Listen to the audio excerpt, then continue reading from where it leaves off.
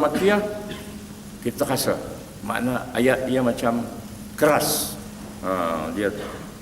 Kita melihat macam bunyinya pun bunyi keras lah kita orang. Bila kita surah Madaniyah, kita baca macam kita dengar ayat yang macam lembut, berombak, kita orang beralun macam tu. Itu bagi orang yang memahami bahasa sastra lah. Tapi yang paling penting ialah dari segi makna dia. Allah menurunkan Quran dalam 2 fasa. Fasa Makkah itu yang paling lama, paling banyak isi, berdasarkan surah lah, bukan berdasarkan muka surat ya, berdasarkan surah tadi 86 surah. Kalau berdasarkan muka surat 86 surah ni berbanding dengan 28 surah Madaniyah, lebihnya tak banyak mana, sebab dia pendek-pendek tadi. Sedangkan surah Madaniyah panjang-panjang, kerana surah-surah yang 28 surah yang dikenal surah Madaniyah itu, kalau kita kumpul muka surat Quran yang 604 muka surat tu, surah-surah Madaniyah akan mengambil muka surat lebih kurang hampir 250 muka surat. Padahal dia hanya 28 surah. Tak sampai sepertiga dari 114. Kerana kalau 114 sepertiga maknanya 38 kan. 38 1/3 dari 114. 2/3 76. Sedangkan yang Makkiyah tadi 86, lebih 2/3 dari surah Quran. Tapi muka surat Makkiyah, surah Makkiyah hanya sekitar lebih kurang tadilah 250, tinggal hak baki dia, tinggal lagi berapa? 354. Jadi makna sikit lah kan. Walaupun surah tu, nama surah tu banyak, tapi surahnya sikit, isi kandungannya dari segi muka suratnya sikit. Apa dia yang menjadikan muka surah Quran Makkiyah ni kita kata tadi pendek-pendek dan bunyinya macam keras? Kerana selama 12 tahun setengah Nabi di Makkah sebelum hijrah, ayat-ayat Quran yang diturunkan yang dinamakan Makkiyah tadi boleh dikatakan menegaskan perkara-perkara berkait dengan akidah, dengan keimanan kepada yang gaib, keimanan kepada rukun iman yang 6 tu. Mana anda baca surah mana dari 86 surah tu ada je cerita mengingatkan manusia supaya mentauhidkan Allah, memberi amaran kepada manusia yang mensekutukan Allah, mengaitkan dengan keyakinan kepercayaan manusia ni akan dibangkit nanti di hari akhirat, akan dibalas dengan neraka kalau mereka kafir syirik, diberikan syurga, nikmat hidup di sana kalau mereka beriman.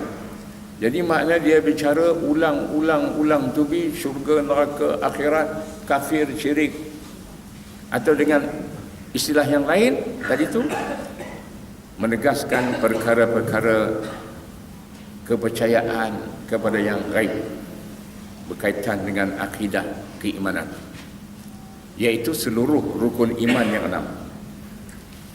Menegaskan tentang rukun iman yang 6 tu, itu yang diulang-ulang. Semua tu gaib. Tapi mungkin anda bertanya, saya dah sebut dah dulu kan, benda ni saya pernah sebut setahun dulu. Mungkin orang tanya, ialah akhirat tu perkara gaib, Allah, malaikat tu perkara gaib. Tapi kalau beriman kepada Rasul, beriman kepada qadar tu perkara gaib. Beriman kepada Rasul takkan gaib. Rasul tu manusia.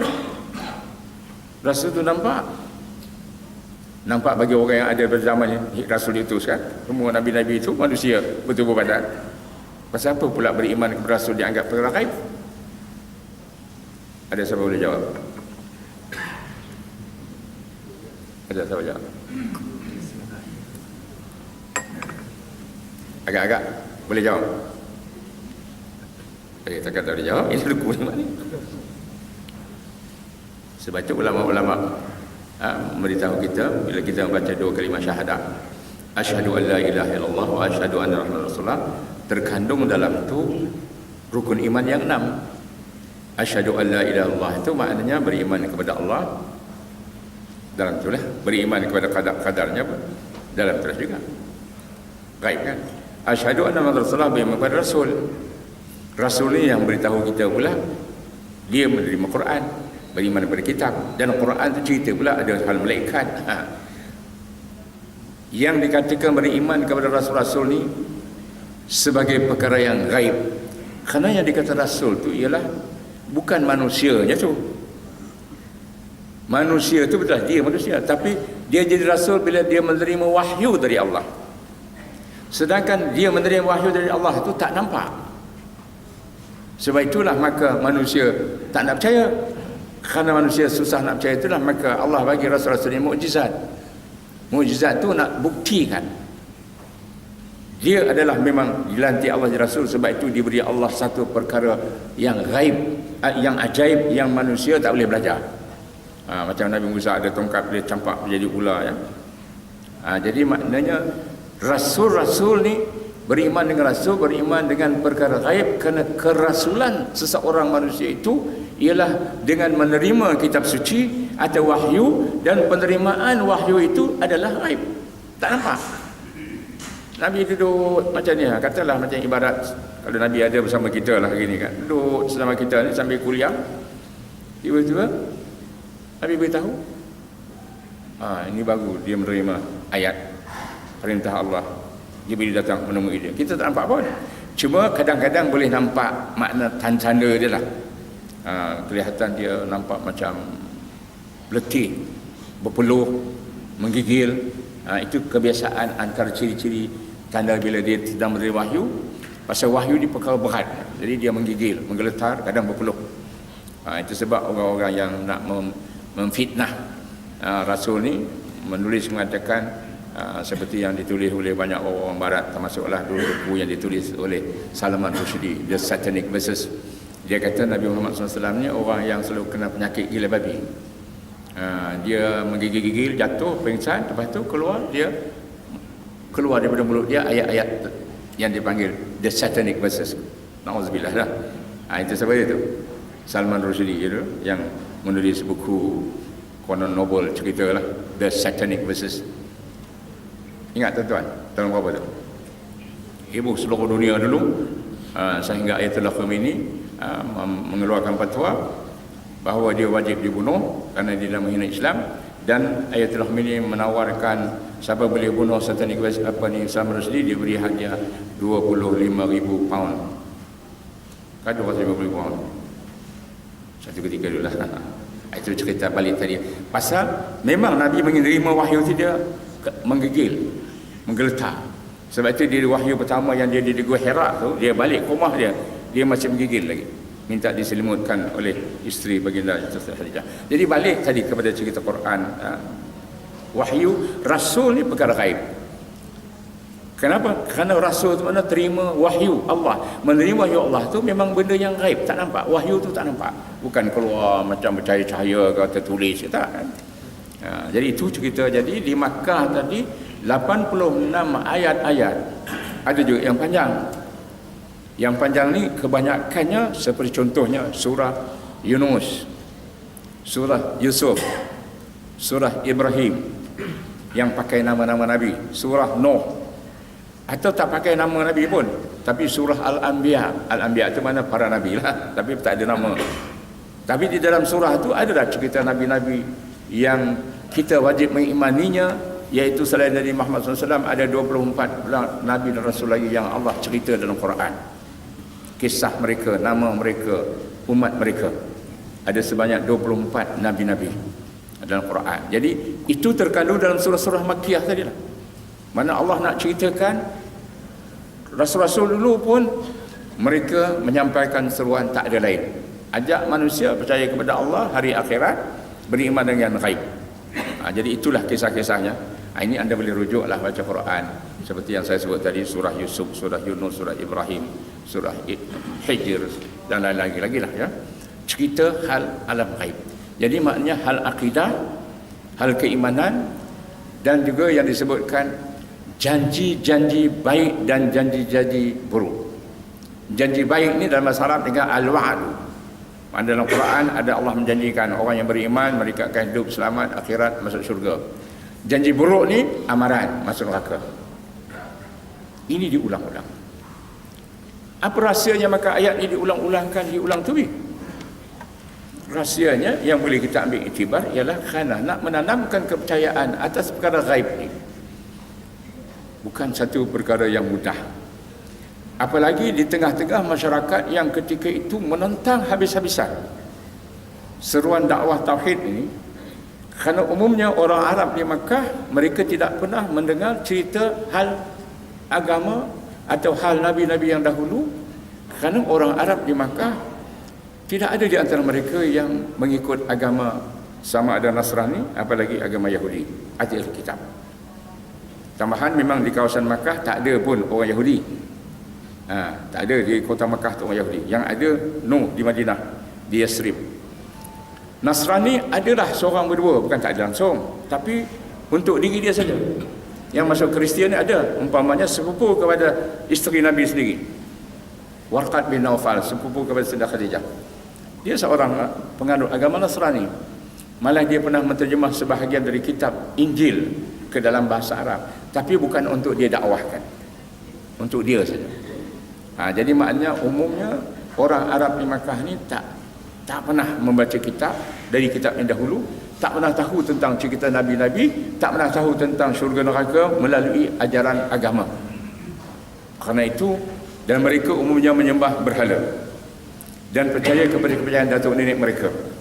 Maka kerana itu nak menanamkan keyakinan tauhid, perkara yang perlu diulang-tubi untuk mencabar kaum yang sebahagian besar tadi menolak seruan Nabi Muhammad SAW. Padahal mereka kenal Nabi Muhammad SAW, orang yang mereka daripada kecil lagi mengenali dia orang yang tak pernah berdusta. Mereka mengenali dia orang yang sangat amanah, dan mereka beri gelaran, julukan Al-Amin pun. Dan mereka malah biasa, Nabi dah dewasa, mereka mengamanahkan harta barang mereka oleh disimpan oleh Nabi SAW. Tapi apabila dia mendakwah mengatakan, aku diutus Allah menyerumu untuk menyampaikan bahawa Allah hanya Tuhan yang satu, maka serta-merta dia ditentang oleh saudara maranya sendiri seperti Abu Lahab. Jadi kerana itulah maka akidah ini maknanya nak nanamkan dia bukan main, memerlukan ulang tubi dan cabaran dan ulasan dan perbincangan, kata orang tu, yang Nabi untuk dan satu bagi yang menerima pula mendapat ujian, diuji. Makna diuji sungguh-sungguh oleh kaum Quraisy dengan seksa, azab, tekanan, boikot. Terbuktilah dalam hati mereka bahawa sudah kuatlah tertanam keimanan ini. Selama 12 tahun setengah Nabi di Makkah, tertanamlah iman dalam jiwa kira-kira hampir 1,000 orang sahaja. Hampir 1,000 orang sahaja masa Nabi hijrah itu yang telah masuk Islam dari puluhan ribu penduduk Makkah. Tapi sudah sampai masa Allah memerintah Nabi berhijrah tadi. Artinya telah disediakan tapak untuk membangun Islam. Sebab bila Nabi hijrah, maka Islam ditegakkan, atau dengan bahasa ummah didirikan.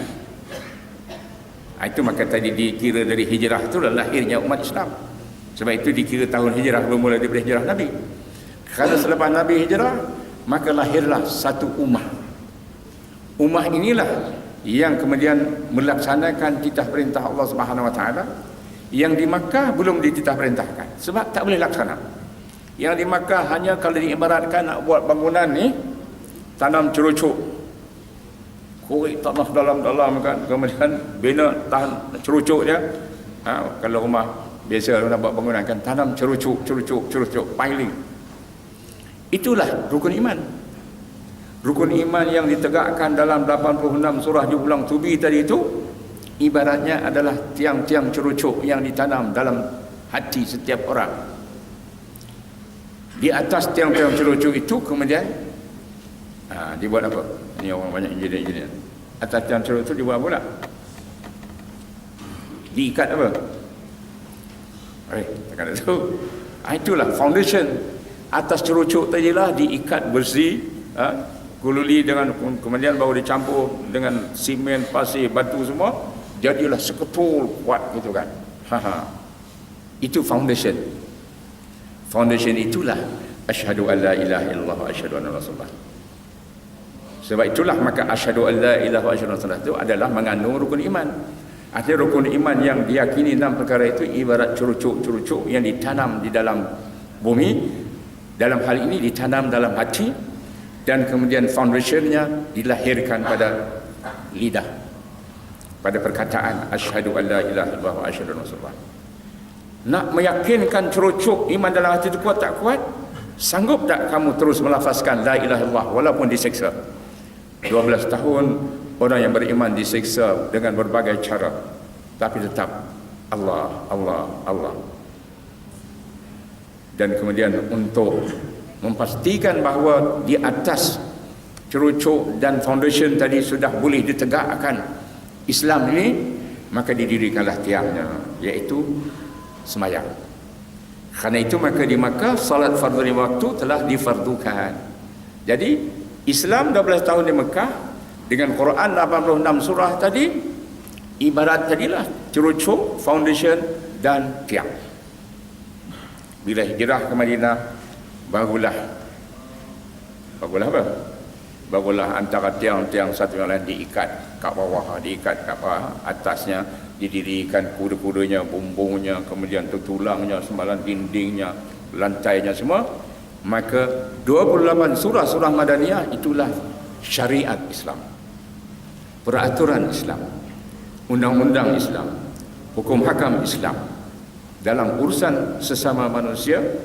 Dan mula dari urusan lelaki dan perempuan, datang peraturan nikah kahwin, mahram bukan mahram, sampai hubungan keluarga, jiran tetangga, masyarakat, negara, ummah seluruhnya, hubungan muslim dengan non-muslim, hubungan negara Islam dengan negara bukan Islam, perang, damai, itu terkandung dalam 28 surah-surah Madaniyah.